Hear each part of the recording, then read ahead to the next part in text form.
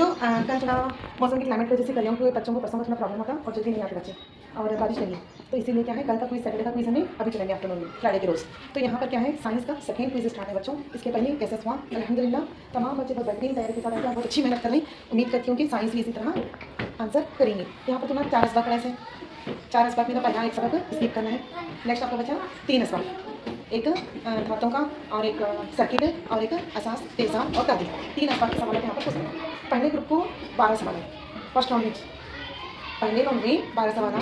Second round के आगे बोलता हूँ 3 राउंड नहीं लेता हूँ सिर्फ 3 राउंड। उसके बाद में लास्ट जो फाइनल राउंड है वो पर्चा उठाना चिट्ठी के जरिए क्या है आंसर बोलना समझिए। अब यहाँ पर शुरू करेंगे। एक ग्रुप को 12 क्वेश्चन है। थोड़ा मुझे मिस्टेक्स वहाँ की काउंटिंग में तुम्हें नंबर से याद रख लो तुम्हारे क्वेश्चन के। ओके ए बच्चों खामोशी इख्तियार करो 1 2 3 गो। पहला क्वेश्चन लिटमस एक कैसी शय है? लिटमस एक कुदरती शय है। Very good. लिटमस को किससे हासिल किया जाता है? लिटमस को लैटिन से हासिल किया जाता है। असास जायके में कैसा होता है? असास जायके में कड़वा होता है। जो अशिया ना जायके में खट्टे होते हैं और ना जो अशिया जायके में खट्टे होते हैं वो क्या कहलाते हैं? जो जायके में खट्टे होते हैं वो तेजाब कहलाते हैं। Very good. लाल गुलाब का अर्क तेजाबी महलूल में कौन से रंग को जाहिर करता है? लाल गुलाब का अर्क तेजाबी महलूल में लाल रंग जाहिर करता है। लाल गुलाब का अर्क असासी महलूल में कौन सा रंग जाहिर करता है? लाल गुलाब का अर्क असासी महलूल में हरा रंग जाहिर करता है। वेरी गुड बहुत खूब बच्चों। हल्दी का रंग असासी महलूल में किस रंग में बदलता है? हल्दी का रंग असासी महलूल में लाल रंग जाता है। हल्दी का रंग तेजाबी महलूल में वही रहता है। वही का वही रहता है। Very good. नीले तेजाब हाँ बिल्कुल सही। लाल लिटमस को नीला कर देते हैं। असास बिल्कुल सही। तादिल किसे कहते हैं? जो अशिया ना तेजाब और ना असास हो इनको तादिल कहते हैं। जिन अशिया के महलूल तेजाबी असास और तादिली महलूलों में मुख्तलिफ रंगों को जाहिर करते हैं इनको क्या कहते हैं? इन्हीं को इंडिकेटर कहा जाता है। वेरी गुड बहुत खूब। तेजाब और असास एक दूसरे की तादिल जब करते हैं तो क्या बनाते हैं? नमक बनाते हैं।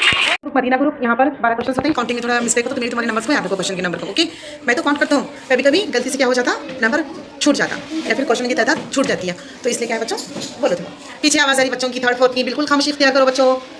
फितरी और कुदरती तेजाब कौन से हैं? दही नींबू संतरे। Very good. खट्टी चीज़ों में क्या होता है? एसिड होता है।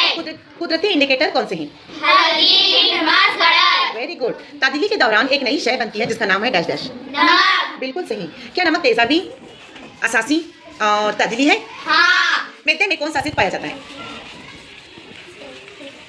Hydrochloric acid. बिल्कुल सही जवाब बहुत खूब। जब मिट्टी बहुत ज़्यादा तेजाबी हो तो इसमें क्या मिलाया जाता है? चूना। अगर मिट्टी में असास ज़्यादा हो तो इसमें कौन सा नामियाती मादा मिलाया जाता है? कुदरती खाद और कंपोस्ट की पत्तियां मिलाई जाती है। Very good. बदहजमी के लिए हम कौन सी गैस इस्तेमाल करते हैं? एंटासिड। एंटासिड और मैग्नीशिया। बिल्कुल सही। चूंटी के डंग में कौन सा एसिड होता है? फॉर्मिक एसिड होता है। बिल्कुल सही। Very good very nice. चूंटी के डंग के असर को कम करने के लिए हम क्या इस्तेमाल करते हैं? जब चूंटी काटती जलन महसूस होता तो हम वहाँ पर क्या इस्तेमाल करते हैं? Baking soda. बिल्कुल दुरुस्त। जदीद इल्म कीमिया का बानी किसको कहा जाता है? आचार्य प्रोफेसर रवि सीरे। Very good. बल्कि तवानाई का एक काबिल मुतकली जरिया कौन सा है? बत्ती से है।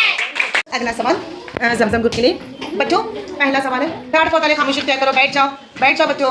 Seat properly sit. Asiya sit. हाँ देखा तो बेटे आसानी से दिख रहा नहीं। हाँ चलो थर्ड ग्रुप के लिए यानी जमजम ग्रुप के लिए पहला सवाल बल्कि सर में कितने टर्मिनल होते हैं? 2 टर्मिनल होते हैं। कौन कौन? एक मुस्बत टर्मिनल और एक मंफी टर्मिनल। Very good. अच्छा एलईडी में बल्कि रूह सिर्फ कौन से सिम्त में गुजरती है? एक सिर्फ में गुजरती है। स्विच क्या है? स्विच एक सादा आला है। सर्किट को मुकम्मल करता है या इसे तोड़ता है। सर्किट डायग्राम किसे कहते हैं? अलामतों का इस्तेमाल करते हुए बल्कि सर्किट की नुमाइंदगी को इस सर्किट डायग्राम कहते हैं। Very good. वो मवाद जिनके अंदर से बल्कि रूह नहीं गुजरती वो आजीज या बिजली के क्या कहलाते हैं? खराब मौसल कहलाते हैं। वो मवाद जिनमें बल्कि रूह गुजरती है वो क्या कहलाते हैं? वो भी हाँ। बिजली के अच्छे मौसल कहलाते हैं। क्लाइमेट किसे कहते हैं? बल्ब के अंदर एक बारीक तार होता है जिसे फिलामेंट कहते हैं। Very good. 2 या 2 से ज्यादा सेलों के इतिहास से क्या बनता है? बैटरी बनता है। Very good. क्या धाते मैं क्वेश्चन को टिक करूँ क्या धाते हरारत के अच्छे मौसल होते हैं? धाते हरारत के अच्छे मौसल होते हैं। होते हैं या नहीं? कर पूछ रही मैं हाँ या नहीं? हाँ सोच कर बोलो। धाते हरारत के अच्छे मौसम होते हैं या नहीं? आंसर बोलना है, हाँ या नहीं? हाँ, yes, very good, very good. ऐसा देखो, ऐसा बोल देना बच्चों। धातें ऑक्सीजन के साथ मिलकर कौन सा ऑक्साइड बनाती हैं? धातें ऑक्सीजन के साथ तामुल कर क्या बनाती हैं? धातु ऑक्साइड बनाती है। Very good. धातुओं की नोयत कैसी होती है? असासी होती है। गैर धातुओं की नोयत, गैर धातें ऑक्सीजन के साथ तामुल करके जब ऑक्साइड पैदा करती हैं, जब इनकी नोयत कैसी होती है? तेजाबी होती है। Very good. बिजली के तारों में कौन सी धातु होती है? हाँ, सही है। हाँ।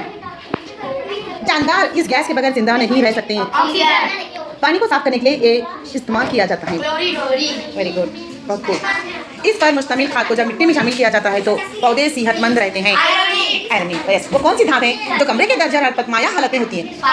Very good. सोडियम और पोटेशियम धातें कैसी होती हैं? नरम होती है। मवादों को पतली चादरों या वरक में पीटा जाता है, इसको क्या कहते हैं? मरकबाजी कहा जाता है। मवादों को एक खासियत जिनके बिना पर इन्हें तारों में खींचा जा सकता है, इन्हें क्या कहते हैं? तारबाजी कहते हैं। धातों की वो कौन सी खासियत जिनकी बिना पर खनक की आवाज पैदा होती है, वो क्या कहलाती हैं? वो खनक कहलाते हैं। इसाले हरारत किसे कहते हैं?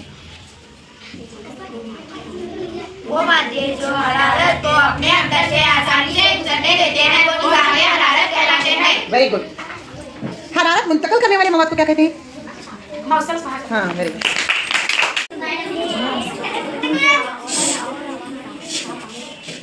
हाँ रेहान बताइए।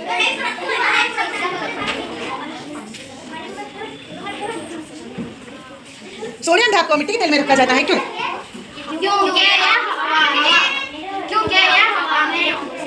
क्योंकि ऑक्सीजन और हवा में रखने से रॉन्ग। आगे चलो। अगला सवाल अगले ग्रुप के लिए। फास्फोरस को पानी में रखा जाता है, क्यों? चलता बोलो। क्योंकि ये हवा में रखने से जल होता है और आग पकड़ लेता है। वेरी गुड, बहुत खूब। इस गैर धातु को खाद और दीगर कीमियाई मादों की तैयारी में इस्तेमाल किया जाता है, उस धातु का नाम बताइए। नाइट्रोजन। Very good. सवाल अगले ग्रुप के लिए यानी सफा ग्रुप के लिए 2 मार्क्स के लिए बच्चों। चंद धातुओं के नाम बताइए। सोना, चांदी, स्टील, तांबा, एल्युमिनियम, सोडियम, लोहा। कॉपर। चंद गैर धातुओं के नाम बताइए। Carbon, oxygen, hydrogen, phosphorus, sulphur और iodine. Very good, bromine. Very good. पहले ग्रुप के लिए सेकंड राउंड। वो मवाद जो बिजली को अपने अंदर गुजरने देते हैं, वो क्या कहलाते हैं? वो बिजली के अच्छे मसल कहलाते हैं। वो मवाद जो बिजली को अपने अंदर आसानी से गुजरने नहीं देते, वो क्या कहलाते हैं? वो बिजली के खराब मसल कहलाते हैं। Very good. अगला सवाल अगले ग्रुप के लिए। लोहे को जंग लगना क्या कहलाता है? सोडियम धातु को मिट्टी के तेल में रखा जाता है, क्यों? ग्रुप आखिरी ग्रुप सफा ग्रुप। पहला क्वेश्चन बच्चों, गैर धातें क्या गैर धातें पानी के साथ तामुल करती हैं? हाँ, करती हैं। Wrong, wrong. ना हवा में धातीय अशिया को नुकसान पहुंचाता है, इस अमल को क्या कहते हैं? इस अमल को हाँ, सही। हाँ। पानी के रास्ते में आने पर एक धात आग पकड़ लेती है। पानी के रास्ते में आने पर या फिर पानी में रखने पर। हाँ, सही है। हाँ, बिल्कुल सही। ताली बजाओ। सबसे ज्यादा बच्चों, सबसे ज्यादा वर्क फजीर और तार फजीर धात कौन सी है? सोना गोल्ड है।